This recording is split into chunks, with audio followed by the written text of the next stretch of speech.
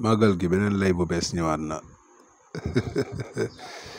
benn waaye dama ko gis ci chaîne YouTube Daaru Sunna muy commentaire mu ne màggal gi ñoom xam nañ ne bidaa la waaye ndogalu yàlla la beneen bi mu ne Serigne Touba tamit ndogalu yàlla la mbokk yi lii lay la xoolama caaxaan yi nii seytaane nag kan moo ko dogal yàlla moo ko fi dogal wàcc ko fi nekk noonu yàlla nee na wallahu xalaqakum wa ma taamaluun yàlla moom moo leen bind moo leen sàkk li ngeen di jëf ndax lépp lu nit jëf rek baax na déedéet yàlla nee na wala yarda li ibadihil kufr gërëmuma sama jaam bi mu may sant mu may weddi wala yarda li ibadihil kufr gërëmuma sama jaam bi mu may weddi yàlla moom moo bind seytaane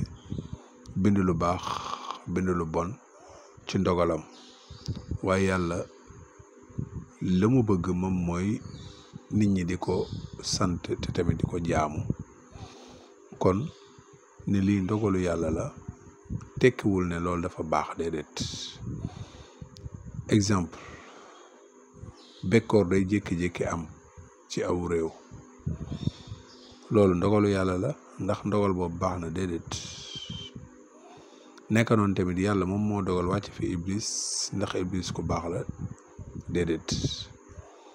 yàlla moom moo dogal ngeen koy bokkaale waaye ndax ndogal boobu d'accord na ci nangu na ko déedéet bëggul ko ko bokkaale kon dafa am loo xamante da ngeen ko réere mooy ndogal boo xamante ni ci kawnu bi la lépp lu fi nekk ak lépp lu nit ñiy def yàlla ci ndogalu yàlla la amee waaye yàlla subhaanahu wa taala dafa am ndogal yoo xamante ni bëggu ko loolu nag ngeen réere yow exemple su fekkee da ngay jéggi tali nga jékki-jékki di dem tali ci tali bi di romb nan ngay def da ngay daw nekk noonu tamit bu jaree waaxu nga waaxu bu jaree xool gauche xool droite nga def ko danga koy def kon dafa am mbir yoo xamante ni yow si jëm bopp yow la concerné yow yaa ko war a def moytu bidaa bañ a màggal bañ a teg sëriñ bi place yu yàlla mi ngi noonu kon loolu ci yow la dellu waaye nekkul ndogal boo xamante ni yàlla daf ko bëgg ndogal ñaar la dafa am ndogal boo xam ne yàlla daf ko bëgg am ndogal boo xamante ni daf ko bañ mi ngoog comme ni mu dogalee sàkk iblis waaye bëggul iblis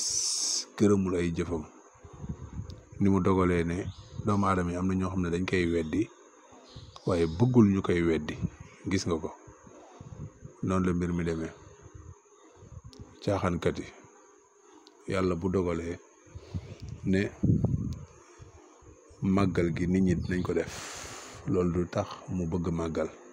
comme ni ma la ko waxee ndax bidaa la moo tax mu ne wala yarda li ibadihil kufr